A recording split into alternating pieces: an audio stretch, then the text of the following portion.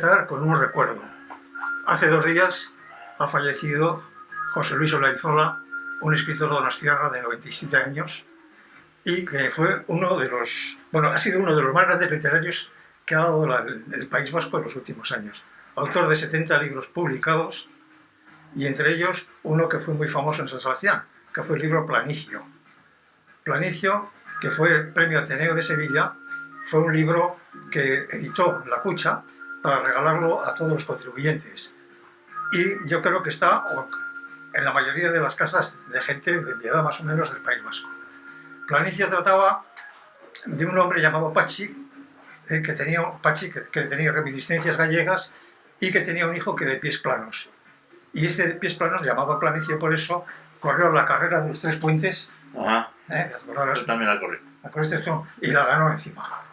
Bueno, lo sorprendente de estas cosas es que este hombre luego ganó el premio Planeta, ganó muchos más premios y ha publicado el último libro que se titula El diario de una legionaria en el año 2020.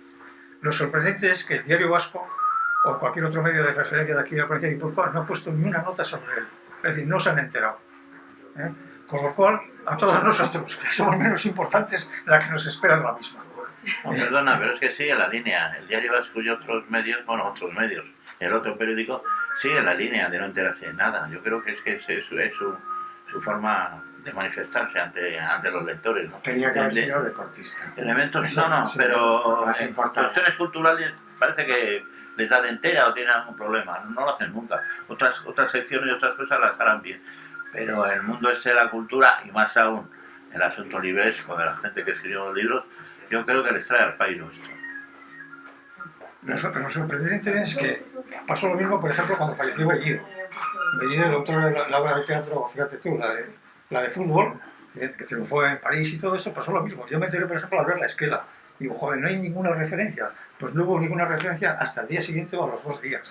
Digo, joder, ¿cómo un lector se puede enterar, como ya por otros medios, y no te puedes enterar con la prensa de aquí, ¿no? Es un poco sorprendente. Bellido, si hay tiempo, contaré una anécdota de Bellido. Bien, bueno, hay que justificar un poco el acto, porque nos hemos reunido aquí, y nos hemos reunido para hacer una presentación en sociedad de los libros, de 8 libros de 5 autores guipuzcoanos, o donostiarras, porque ni como nosotros aquí llamar, ¿no? Y quería decir yo esto, que es un poco, no sé, la idea surgió un poco como las puestas de largo en el tenis, en aquellos años de los años 60, 70, calurosos de San Sebastián, donde se presentaban todas las jovencitas de cumplir los 18 años. Los lunes. Los lunes. Era la puesta de largo y se presentaba. Y entonces dije, bueno, pues vamos a presentar los libros en sociedad nosotros también. Bueno, y aquí están los libros. Y los libros son nada más y nada menos que 8, que voy a citar los títulos primero: El polígono vacío, La soledad de Bruno y el crepúsculo perplejo, Huida bajo un paisaje de agua, Sobre Raíl, La verdadera historia de Cécil y Trancos, y ya me toca hablar a mí y el retrato. Luego hablaremos de cada uno de estos libros. Bien. Bueno, quería decir, yo había apuntado aquí unas cosas que realmente nos reunimos un poco como una excusa para que autores y amigos podamos no solo hablar de lo nuestro, sino también de lo de los demás. Es decir, celebrar un encuentro entre escritores que no viven de la literatura y que en algún caso no tengan ni siquiera lectores. Nos lloraremos un rato y nos haremos la tercera pregunta: ¿para qué y por qué escribimos entonces? En primer lugar, vaya por delante el agradecimiento profundo a la Casa del Libro por facilitarnos el local para reunirnos, en este caso. Al coordinador, Miquel Fontalba Aguibarne, que más o menos es el alma mater de todo esto, y el que nos mete en el lío. A la revista Letra Gótica, que tiene algo con nosotros también, ¿no? Y luego a Caiso TV Cultural, que es donde se va a ver este programa, si es que se emite y nos lo dejan que se emita. Bueno, yo soy Luis Alfaro, nacido en San Sebastián, Parte Vieja, en 1944, y si queréis empezamos un poco con los libros. Y yo creo que el primer libro que lógicamente debe presentarse es una obra póstuma, como homenaje al escritor. Y eso lo va a presentar Juan Carlos Landa Jocano, que además lo define con una frase preciosa, que es: el libro es una tortura poética apetecible. Maravillosa esa frase, de verdad, genial. Venga, pues empieza cuando quieras. Bueno, después de la presentación que has hecho, me está dando por pensar que se puede hablar del nuevo boom de Donostiarra o así, ¿no? De lo que quieras. Tú habla de lo que quieras. Muchos literatos de más de 50 años aquí, ¿no? Presentando libros. Bueno, no sé, de Jorge Carrero yo creo que no hay que presentarlo porque todos de alguna manera u otra le conocíais, ¿no? Actor de teatro, de televisión, de cine. Y bueno, y como una inquietud anónima, pues eso, la poesía, ¿no? Que es un poco la que nos trae hoy aquí. Es el único autor que desgraciadamente no está entre nosotros, de los que hay. Y bueno, intentaré decir unas palabras que me imagino que él no las hubiera dicho porque las hubiera dicho mejor, ¿no? He tenido el honor un poco de heredar dos de sus promesas que me hizo en vida. Una era la de su biblioteca, que gracias a su hermana Mamen, que tuvo la gentileza de ayudarme y he podido transportar a mi casa. Y otra era el poemario inédito que yo prometí editárselo, ¿no? Tengo una frase de Paul Valéry que creo que le pega mucho a su poesía y tal, ¿no? El poeta tiene como función celebrar, al mismo tiempo que iluminar esa invención asombrosa que es el lenguaje, ¿no? Creo que es un poco las características que marcan la poesía de Jorge desde siempre. Bueno, como tenemos que hablar muchos, no voy a dar la chapa. La verdad que es una poesía muy difícil, ¿eh? Es una poesía difícil, pero una vez es hermosa, entras, pero muy difícil. Sí, sí. Yo resumiría Polígono Lacio, que es como se titula el poemario, como un viaje sin billete, ¿no? Es como un cruce entre la posmodernidad, la New Age, el petrarquismo de Hurtado, de Mendoza y la poesía del poeta hispano-mexicano Gerardo Denis. Y una cosa importante, una libertad absoluta en la obra. Sí, una libertad absoluta. O sea, yo creo que le daba una nueva identificación a las palabras, ¿no? Que decía Gamoneda. No sé, me parece. Es un poco la culminación a muchos años de versos, muchos premiados, pero todos gozados, ¿no? Bueno, te dejo seguir hablando. Me intervenir muy breve en el asunto de Jorge, porque este libro a mí me lo pasó cuando era un borrador. Me dijo, échale un vistazo porque si encuentras algo raro y me lo dices. No es raro porque él tenía un dominio del lenguaje total y no te voy a cambiar ni una coma. Y se lo pasé y bueno, luego ocurrió lo que ocurrió. Pero vamos, él le hacía mucha ilusión. Como sabes, tenía otros dos libros, o tres, ¿no? Uno era esto... Vamos a ver, la Cartuja de Brooklyn, anterior a la Cartuja de Brooklyn publicó Manual de Ortopedia. Manual de Ortopedia fue un libro rompedor. Ya con Manual de Ortopedia ya marcaba un poco las directrices. Ese lenguaje muy particular que él tenía. No dices de libertad, sí, con libertad, pero no una libertad así abierta para decir, no, era una libertad muy sujeta al raciocinio, ¿no? A mí yo siempre, además creo que lo dije en unos programas que hice con Miquel, que hablamos de Jorge, y me decía que era una sorpresa, que leerlo era sorprendente. Difícil, sí, en todo caso, no convencional. No es una poesía. En fin, no es cómoda, pero además a veces es muy divertida. Está llena de referencias de personajes y dice, pero ¿por qué este hombre ya sus propios títulos, Cartuja de Brooklyn y tal? Era no un raro, pero sí tenía esa rareza iluminada que creo que era lo que en fin, le daba un marchamo especial a sus libros, ¿no? Y ahora hay un poco de posmodernismo, ¿no? Sí, claro. Es muy clásico, pero lo rompe con me recuerda un poco a los postistas, ¿no? Sí. A Nuno de Ori o ese tipo de escritores que se salen un poco de lo que se podría llamar norma, ¿no? Pero para revitalizarlo la poesía al uso. Y eso es, no. La última vez que estuve con él fue para tomarnos una copa. Fumaba mucho, ya fumaba y hablamos de este libro precisamente. Y es la ocasión, o sea, mi última conversación con él fue sobre este libro. Nada más. Pues ahora te toca con el ¿A mí? No, vamos a hablar ahora de Santiago No, Izarna, vamos a hablar un de poco Santiago Izarna. de los ausentes primero. Sí. De Izarna hablas tú. Hijo, tú, si tú le conoces como si lo hubieses parido, hombre. Bueno, no, o sea, yo con Santiago Izarna tengo una afinidad total y absoluta, ¿no? O sea, le quiero con locura, o sea, puedo decir, es una persona a la que yo he admirado. Para mí es el patriarca de las letras guipuzcoanas, por lo menos que sigue, que en activo. Y es un hombre que me ha sorprendido porque a los 96 o 97 años que tiene, todavía sigue publicando. Es decir, no es una literatura que sea nueva, pero sí es una literatura que te demuestra que tiene ganas. Y eso es sorprendente. A los 96, 97 años, que el hombre todavía haya publicado 2 libros y a lo mejor nos caen más. Yo me acuerdo como anécdota de Santiago, un día comentando acerca de los libros de viejo que se suelen poner en la Plaza Guipúzcoa cuando hacías el libro y tal, ¿no? Y yo le decía, joder, a ti te regalarán todos los libros. Dice, no veas qué problema tengo yo. Dice, todos los años viene un camión de Valencia a limpiarme la biblioteca para colocar los libros en la plaza de Diputación y venderlos. Dice, porque es que si no, al vecino de abajo le va a aplastar la cabeza un día de los libros que tiene el hombre, y efectivamente es tremendo, ¿no? Yo con Izarna tengo referencias desde el año 1969, él ganó el Ciudad de San Sebastián y yo fui segundo, entonces yo era, lógicamente, un crío, ¿no? Y para mí, que yo no le conocía de nada, fue una sorpresa, ¿no? Y a partir de ese momento hemos tenido una relación muy estrecha, ¿no?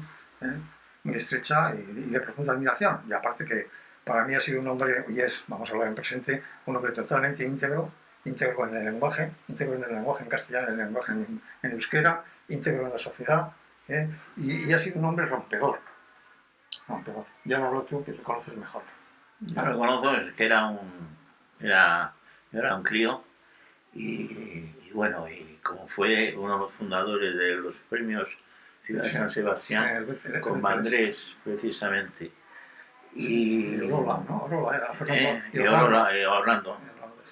Y bueno, yo bajo también bajo el auspicio de la revista BTR. Sí, y él estaba, exactamente. Y él estaba bastante comprometido con el premio. Es más, hubo no sé qué malentendido y me dijo un día, estos que ya habían cambiado los jurados y tal, se van a fastidiar porque ahora me voy a presentar yo y lo voy a ganar. Me jodió a mí, bueno, me fastidió a mí. Y ese año te fastidió a ti.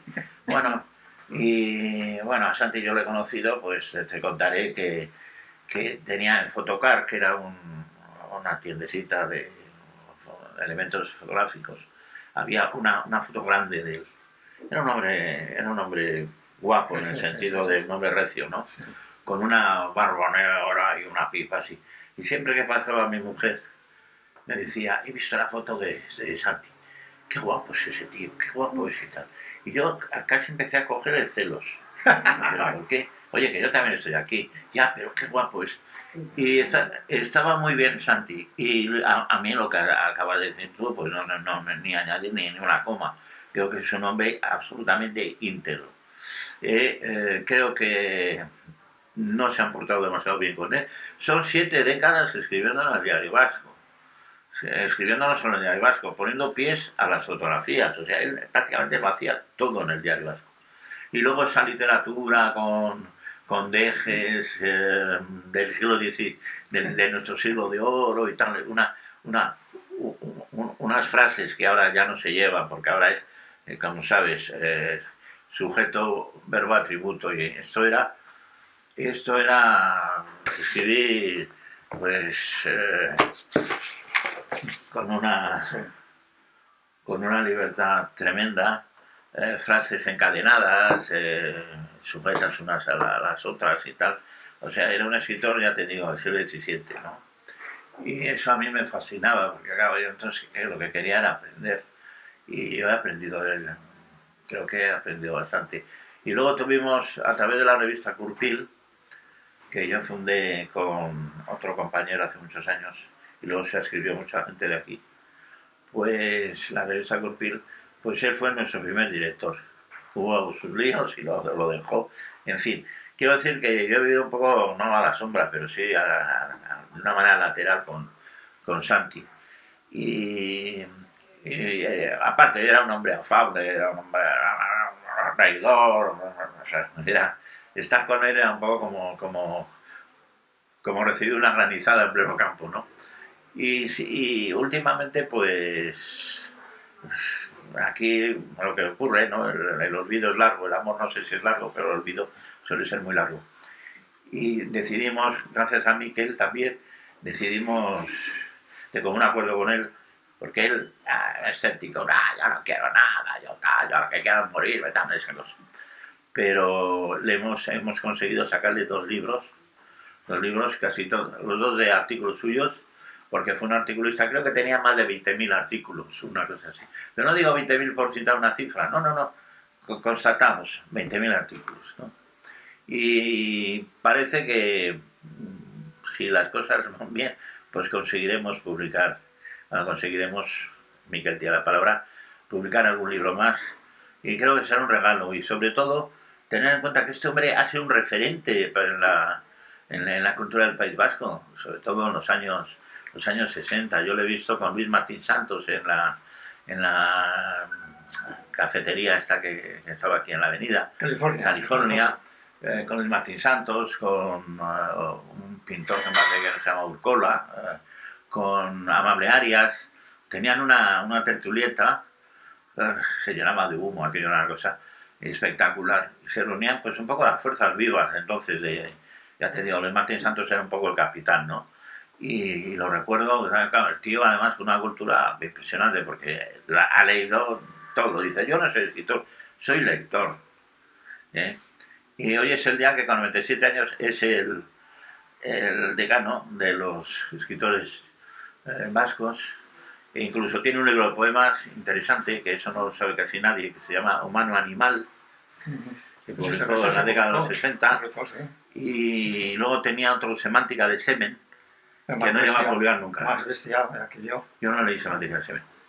O sea que, bueno, se puede estar hablando mucho tiempo, pero no se trata de eso, de Santi y de su entorno.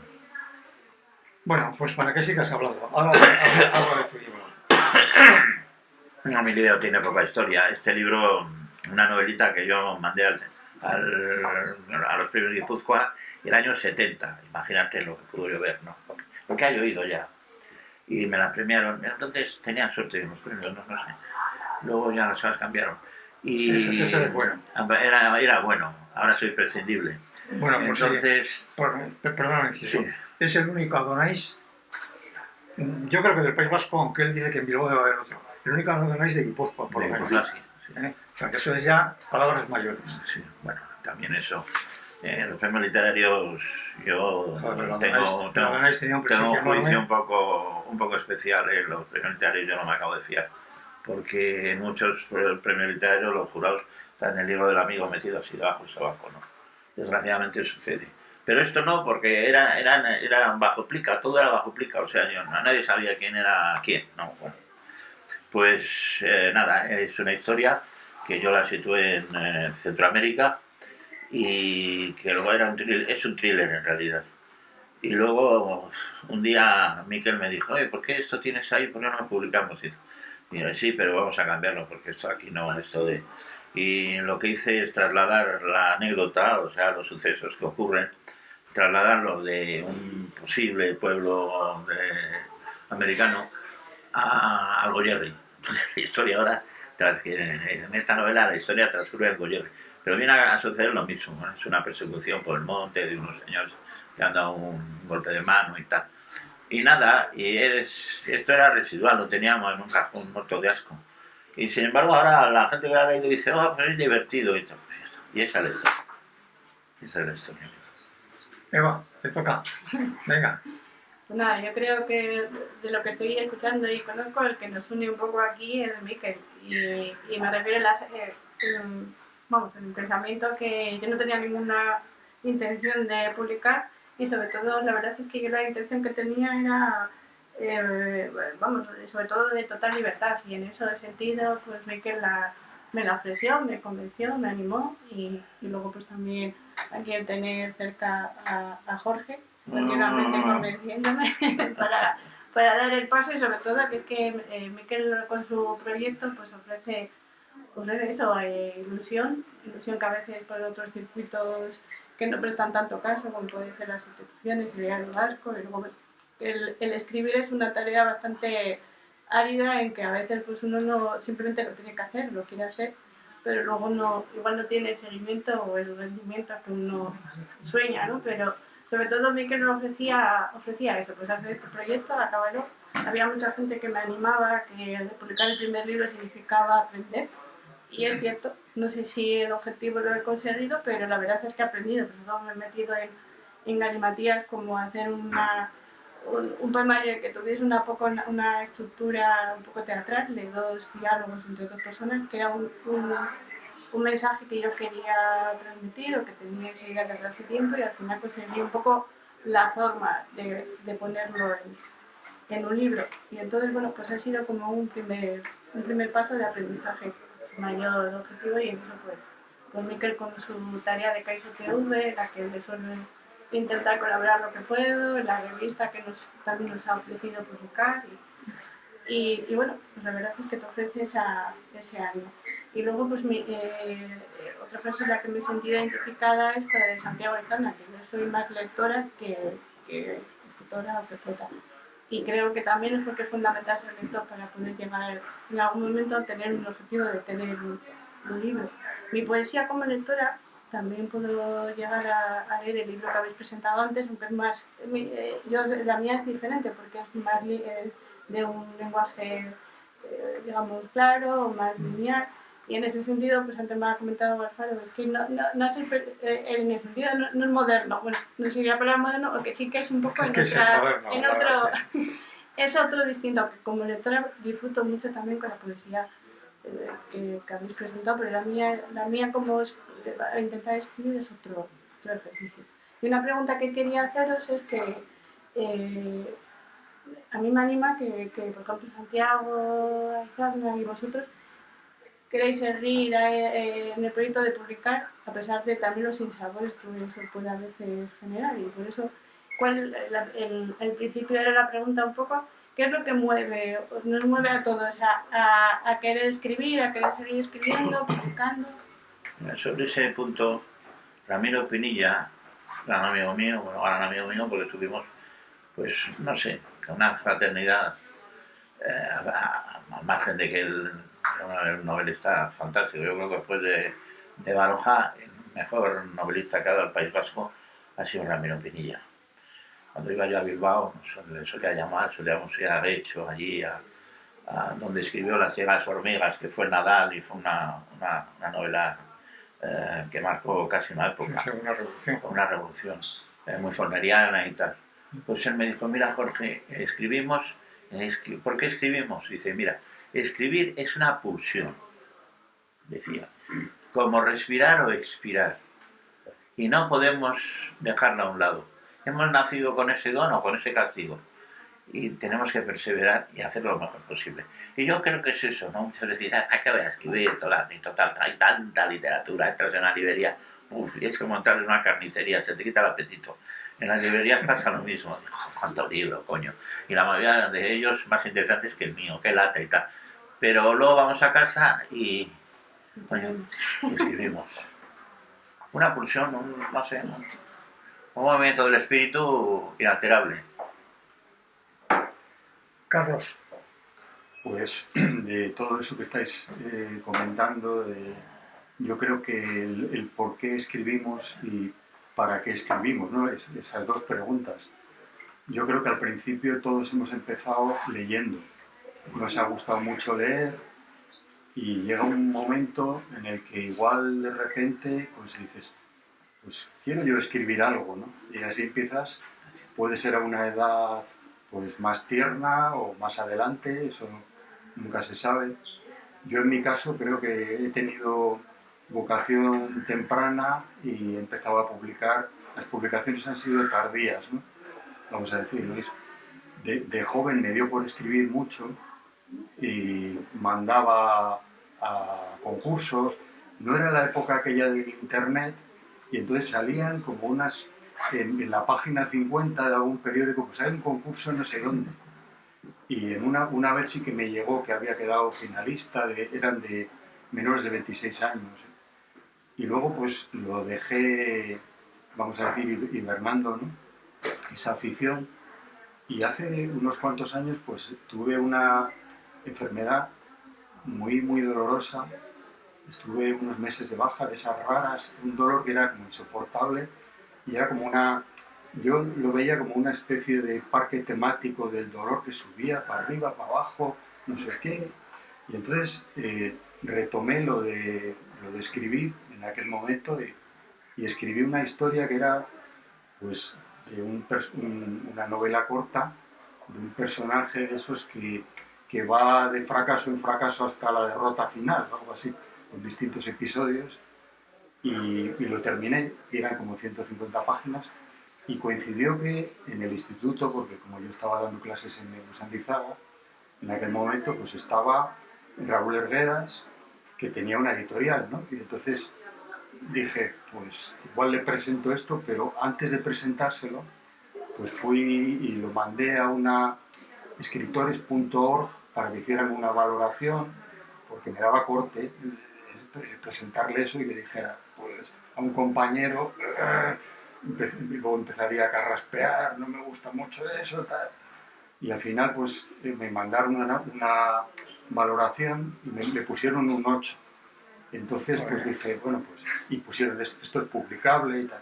Entonces fui donde Raúl y ese fue el primer libro que publiqué y a partir de entonces pues ya se me despertó un poco otra vez las ganas de seguir publicando y entonces ya llevo varios y este último pues era un poco diferente. Intentaba hacer mucho. Muy diferente, pues intentaba hacer como una especie de novela de fantasía como las antiguas. O sea, no como El Señor de los Anillos, eso como las de Andersen y todo esto, influenciada por ese tipo de personas. Y la verdad, ¿qué satisfacción tiene escribir? Pues mientras estás escribiendo sí que es verdad que hay veces que llegas a sufrir porque no te sale lo que quieres, pero en el momento que de repente empiezas a tirar del hilo y se te pasa el tiempo como al pintor, uy, se han pasado 2 horas. Eso es impagable, pues puede ser como al surfista que ha pillado una ola buena, pero en ese momento te lo has pasado genial. Luego igual al día siguiente lo ves y dices, ¿y esto? ¿Y esto me había parecido que en aquel momento era bueno? A mí no me gusta, no sé. Pero esa satisfacción del momento de escribir, pues la verdad es que seas bueno, seas malo, seas un gran escritor, seas un escritor. Eso yo creo que eso podemos tenerlo en conjunto casi todas las personas a las que nos gusta escribir, sea cual sea tu nivel, ¿no? O sea, a tu nivel, pues das todo lo que tienes en ese momento. Luego sí que es verdad que llega a veces, en algún caso a mí me han llegado a situaciones ridículas. De repente estoy en la cama, esta palabra no era no sé qué, ¿y por qué había puesto, yo qué sé, y otro sinónimo y me levanto y lo apunto ahí para que no se me olvide? Eso son cosas que en realidad son intrascendentes, pero en ese momento le estás dando importancia, ¿no? Y luego, aparte de eso, pues está lo de publicar.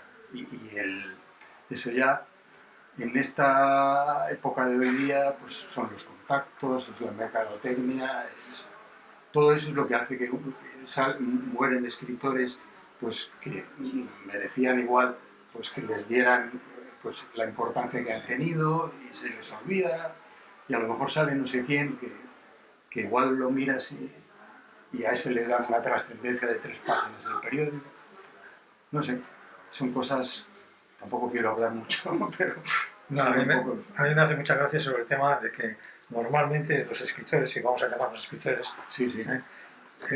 Lo que haces hoy mismo, ahora mismo vas a casa, te pones el ordenador, lo que sea, eso es genial. Mañana ya es un poco peor y pues mañana ya es auténticamente una porquería. solamente mejora cuando pasan 20 años. Ya. Cuando vuelves a leerlos y dices, joder, ¿cómo se me ocurrió escribir esto? ¡Qué bueno es! Y tal, ¿no? Pero ya estás totalmente desfasado en el tiempo, no sé La qué. recomendación es esperar 20 años. 20 años. Pues mira los que ha esperado Jorge. 70 y tal. ¿Cuántos has 50. 50 años has esperado. 75 dones, pero fue del 71. Fíjate tú, 55. joder. 71, o sea, que han pasado. 55. Está reposado el De libro. todas formas, yo creo... Estaba olvidado más que reposado. De todos modos, yo creo que los escritores más o menos, aunque nos hagamos un poco, lo que has dicho tú es cierto, pero conocemos bastante bien nuestro techo, hasta dónde podemos llegar. Yo creo que sí. O sea, cuando terminamos un libro, ya sabemos si lo nuestro es para un 8, como te pusieron a ti, o es para un 5. Ya nos da...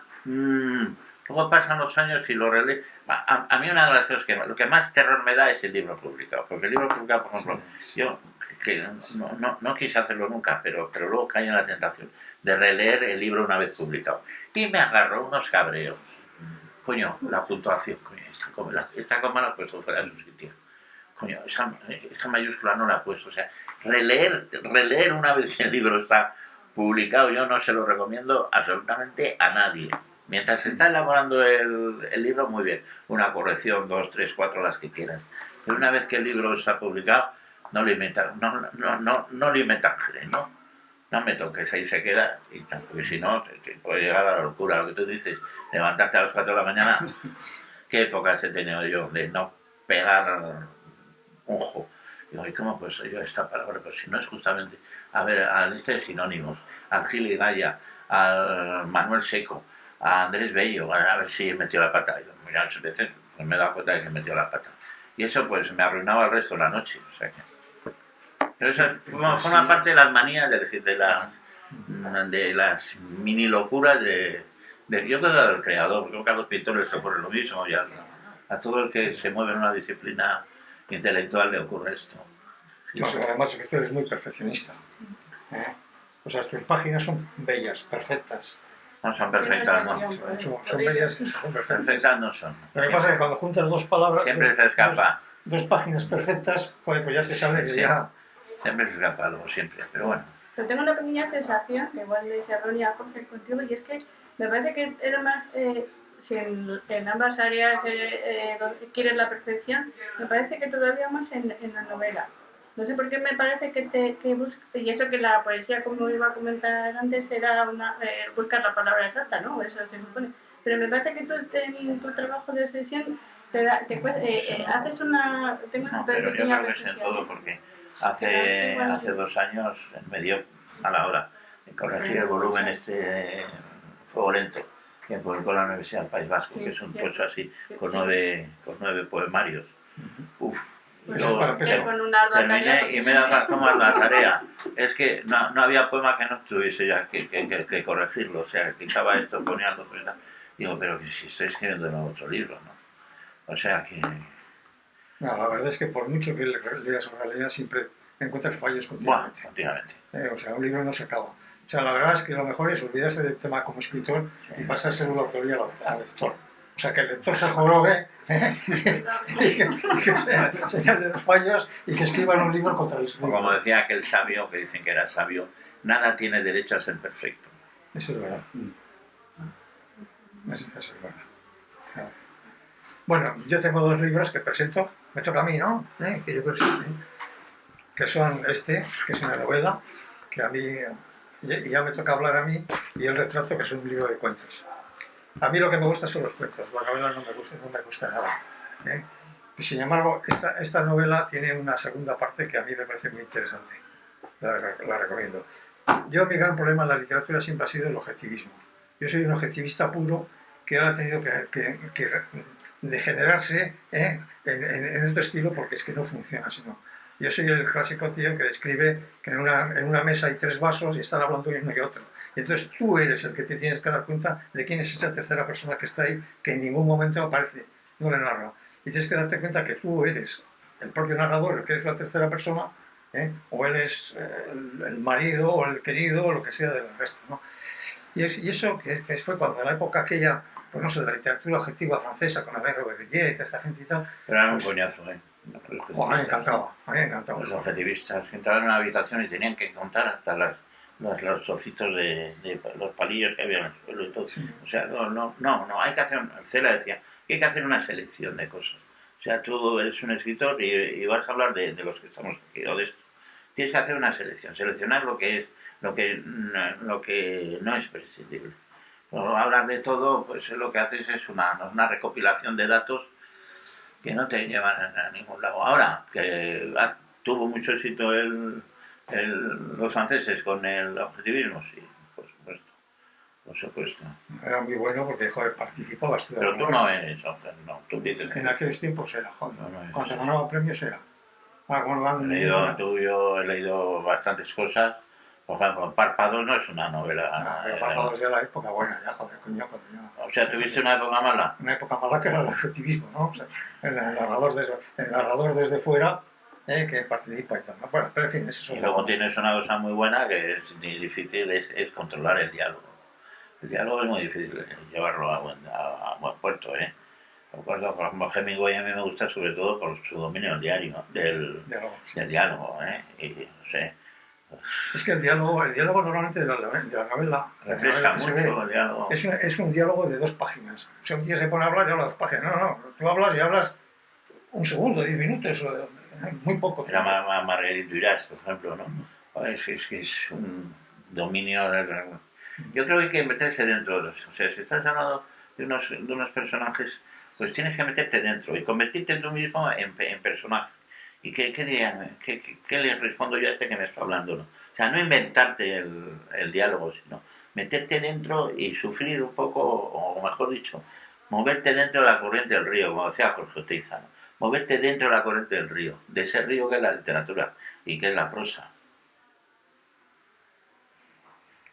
Bueno, ya he presentado los libros, ya me gustaría plantear un tema, ¿no? Un tema que a mí me preocupa, por lo menos, o me confunde. O sea, ¿qué va a pasar con la sociedad del ocio cuando no tengamos trabajo para nadie?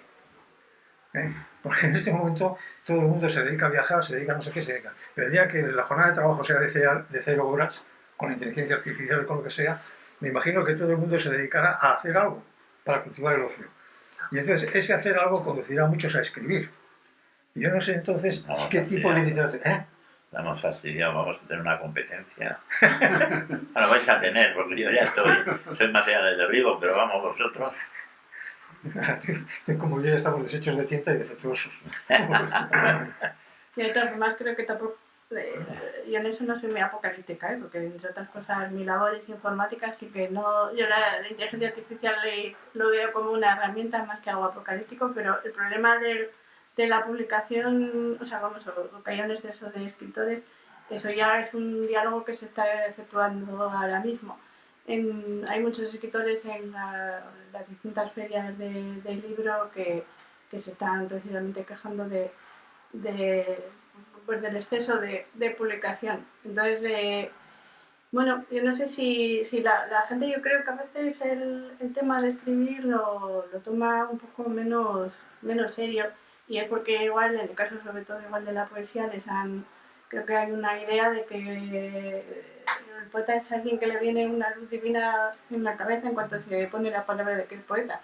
Y antes habéis hablado, vosotros que hemos hablado, de que eso no es un poco irreal, de que luego pues uno escribe y luego pues el caso que le hacen es igual escaso. Y eso pues se ve, pues, o es el que es, vamos, entonces... Yo creo que no hace falta la inteligencia artificial, sino que ahora mismo ese discurso ya lo están haciendo. No, yo pongo la inteligencia artificial como excusa para llegar a la generación, a la época del trabajo a 0 horas. Esto ya se sabía desde tiempos de De Gaulle que podía llegar. El problema está que tú te levantes una mañana y no tengas nada que hacer. Nada que hacer es nada que hacer. Sí, entonces... Joder, ni ducharte, nada. Ni ducharte, o sea, no tienes nada que hacer en absoluto, o sea, porque joder, ahora estás obligado un poco, o voy a trabajar, o voy a una reunión literaria como es esta, o voy no sé qué, pero es que luego... Pero eso bienvenido, no sea, sé, que yo, si la gente que no tiene nada que tú que has cultivado el tema del ocio... No, discrepo un poco de que has dicho de que eso, que con bueno, trabajar cero y tal, la gente se va a dedicar a escribir. No, es algo bueno escribir. Pero No sé, eso- es algo muy laborioso, yo creo que no, ¿eh?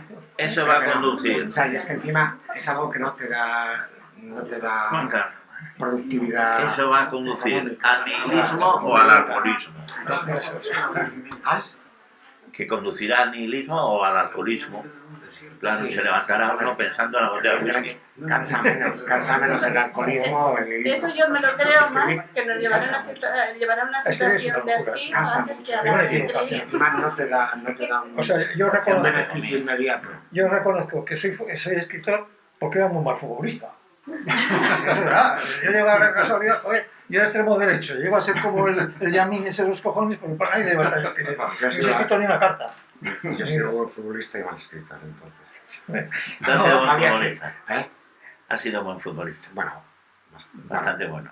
He jugado mucho, sí. Bueno, pues Sí. fíjate que yo era tan mal futbolista que me dio por el balonmano. Y el balonmano era todavía peor. Guau. Y entonces, ¿qué haces aquí? Pues escribir. Bueno, era lo único, ¿no? Escribir. No jugaba al tenis con Bellido, No. que antes se iba a contar una anécdota. Bueno, Bellido está un poco tocado, con todos mis respetos, porque es un tío estupendo, pero está bastante tocado. Y un día lleva al tenis y veo a un loco que tenía como 10 botes de pelotas. Como cada bote de pelotas tiene 4, pues el tío se había puesto allí, él solo, en la pista, a sacar. Con 4 botes de pelotas, con 40 pelotas allí, ¿no? Y preguntaba a Juanita, que era la canchera, y dice, ¿este tío quién es? Dice, es un escritor. ¿Escritor de qué ese? Es Bellido. Ah, Bellido. Sí, porque ha venido a San Sebastián y ahora trabaja de nuevo en el ayuntamiento. Digo, muy bien y tal. Y allí se quedó, y cuando volvió con los botes le pregunté, pero hombre, no te trae más cuenta el coger al profesor, que yo un profesor de tenis muy barato además, y dar unas clases con él y tal. No. Es que, no, yo me arreglo mucho mejor así. Se le caían las pelotas por todas partes. Qué barbaridad. Y yo, una cosa insólita, ¿no? Porque vamos, estábamos allí, no estábamos cuerdos todos, pero algunos sí. Y este hombre. Luego me contaron anécdotas y sí, estaba. Quizá por eso, porque estaba un poquito pirado, entre comillas, pues consiguió escribir teatro y escribir muy bien teatro. Realmente muy bien. Con Milagro en Londres tuvo un éxito tremendo, ¿no? Y fútbol, tío, fútbol. ¿Qué fútbol? Sí. Fútbol, ten en cuenta que el tío lo representó en París, ¿eh? O sea, que la leche, ¿eh? O sea, París ahí todos, ¿eh? Pero yo tengo la imagen en la pieza 5, él solito, casi bajo la lluvia, porque era un día gris, todo el suelo sembrado de pelotas, todo agradecido. Falta que para cogerlas, menos ejercicio para desgastar, no te quiero contar. Y allí el hombre estaba Bellido, siempre. Bellido. Era un tío majo. Llevaba el Gavalore, ¿no? Llevaba un restaurante que se llamaba Gavalore. Sí, que solía... Ángel seguro que sabe de Bellido cosas. ¿Una casa de qué? De huéspedes. Ah, era una casa de huéspedes. Ah, uno, sí, de hospedaje. Y ahí sacaba parte de sus relatos también, o sea, Gavalore, sí. de los que pasaban por ahí. Claro. Sí. Escritor, Venga, el escritor tiene sus rarezas. escritor cosecha donde quiere. Sí. Bueno, luego otra de las cosas que a mí me gustaría tocar, tenemos tiempo, es algo que a mí siempre me ha preocupado, que es la posición del narrador ante la obra, ¿no? Que luego de la puesta en escena famosa y todo eso, ¿no? A mí, por ejemplo, me ha costado mucho el leer o el escribir que un personaje, se puede decir, sintió o pensó o no sé qué, porque siempre como narrador te preguntas, ¿tú cómo coño sabes lo que siente o lo que piensa? Si ese es tu personaje, y tu personaje tiene que tener la libertad absoluta para que funcione la novela. Ese es mi principio, ¿no? Es decir, esto es como soltar ahí las moscas o las hormigas y cada una vaya recorriendo su vida y la vaya tejiendo o lo que sea, ¿no? Entonces siempre me ha preocupado mucho eso. Y a este respecto recuerdo yo un artículo, me parece que fuera de la revista Film Ideal, de aquellos tiempos, que era, me parece que se titulaba Las gafas de Parménides o algo así, y que trataba precisamente este tema, ¿no? Hasta el punto de que decían que, por ejemplo, Alfred Hitchcock, cuando grababa una película, entonces, si apuntaba con una pistola a la cámara y disparaba, dice, nunca volvía a usar esa cámara, como si la matase de verdad. Esta es una verdad como te cualquiera, ¿no? Y otra cosa, por ejemplo, que en las películas que a mí me gusta mucho analizarlas, es cuando una persona entra en una habitación y la cierra. Y si la has cerrado con la cámara afuera, ¿cómo coño luego va a pasar la cámara dentro? Es un poco el principio de honestidad intelectual del narrador, ¿no? Que es algo que normalmente no lees en la literatura te da lo mismo, porque de repente, como las películas americanas, ¿no? Estás hablando de no sé qué y al siguiente plano estás con un coche impresionante corriendo y no sé qué, ¿no? Entonces, ese momento del narrador, ¿no? Que entra dominando todo. Y, joder, no, oye, los personajes tienen que ser libres y decir lo que quieran en su momento, porque es lo que te permite un poco la locura del diálogo. Tú puedes decirle a alguien qué feo eres y de repente el otro diga, oye, pues está lloviendo, mira qué color azul tienes. Para mí una de las alegrías que da escribir prosa, escribir una historia, es que llega un momento, o sea, tú ya a tus personajes ya les has otorgado un rol, ya tienen que hacer determinadas cosas. Bueno, pues ya está, o sea, lo llevas por el caminito, lo llevas así como los perritos, y llega un momento en que se te escapan. Llega un momento en que empiezan a hacer lo que les da la gana a ellos. Gracias a Dios. ¿Pero qué pasa aquí? Y es cuando realmente disfrutas, cuando los personajes se hacen autónomos, empiezan a funcionar y te miran los ojos y dicen, ¿para qué choras dice este tío y tal? Yo voy a hacer esto, yo voy a hacer esto. Y entonces cuando empieza a funcionar la historia. Yo nunca he sabido qué iba a pasar en la siguiente página de una página escrita. O sea, yo he escrito aquí, una historia, tal, llego hasta aquí y prácticamente no sé lo que va a venir después. Es un poco la postura del poeta ante el poema, que nunca sabe qué viene después. Tú tienes que saber eso. Sí, tienes un esquema más o menos que se cumple, y al final se cumple. Pero lo bonito es que te salgan discos los personajes y se vayan y te hagan cosas que no has pensado que iban a hacer, ¿no? ¿Pero sabes cuál es el problema de eso? La revisión. Al día siguiente lo revisas, y dices, joder, ¿cómo se va a ocurrir esta gilipollez? Al día siguiente no, sí, a ti no se te ha ocurrido, se te ha ocurrido que se ha alargado. De todas maneras, Jorge, tú estás hablando del relato y tú estás hablando del narrador, que es un poco el que dirige todo el contar. Sí.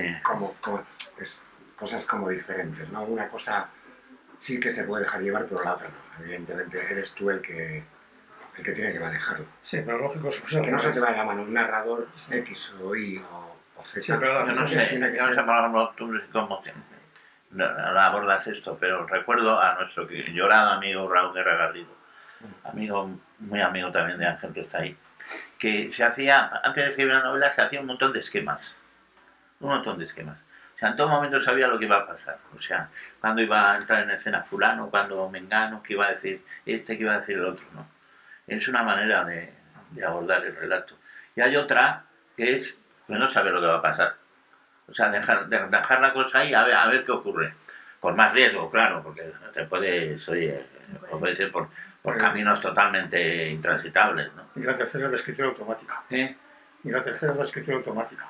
Tú me dijiste una vez, a mí lo que me gustaría es escribir con total libertad, sin papel, sin hacer, sin papel, como un torrente, pum, ya está. Pero no se puede. Las mejores novelas las escribes en sueños. Sí. Joder. Y al día siguiente te levantas, qué cosa más hermosa, te pones a escribir, joder, no te sale nada, dices, me cago en la leche. Los mejores libres también, durmiendo. Pues, Los mejores libres. También. No, pero es verdad. ¿Te crees? A mí me pasa. El sueño como si una cosa onírica y una cosa así, ¿no? Historia de amor, pues durmiendo, soñando. Claro. A mí que también le pasa. No, que si pones todos los personajes así como si fueran piezas de ajedrez, este es el peón, este está... Y de repente, pues un poco lo que has comentado tú, el peón salta como un caballo y dices... Lo mueve todo. ¿Qué pasó? Esto no...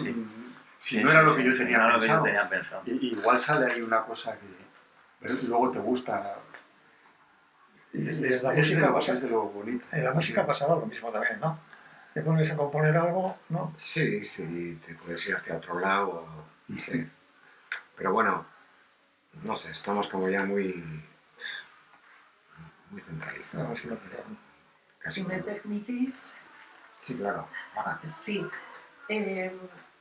Hay dramaturgos que escriben conjuntamente con actores.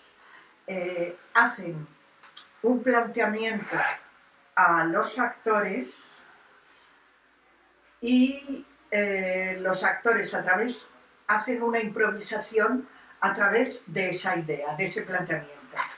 Y el escritor recoge todo lo que han desarrollado en la improvisación. Aquí es donde se te escapan, lo que Jorge tú dices, que se te escapan, ¿no?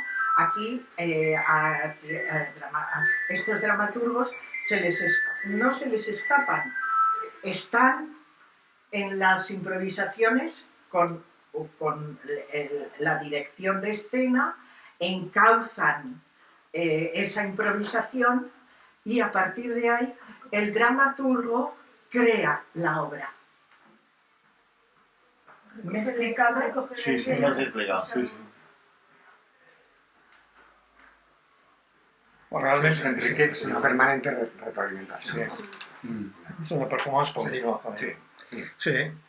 Bueno, el teatro yo creo que en ese aspecto da mucha más libertad, porque al ser un personaje de carne y hueso, con sus inquietudes, con sus nervios, con sus problemas familiares, con no sé qué, una obra de teatro no es la misma un día que otro, aunque sea la misma obra, puede ser teatro del aire o es cualquier obra de teatro, y no es lo mismo.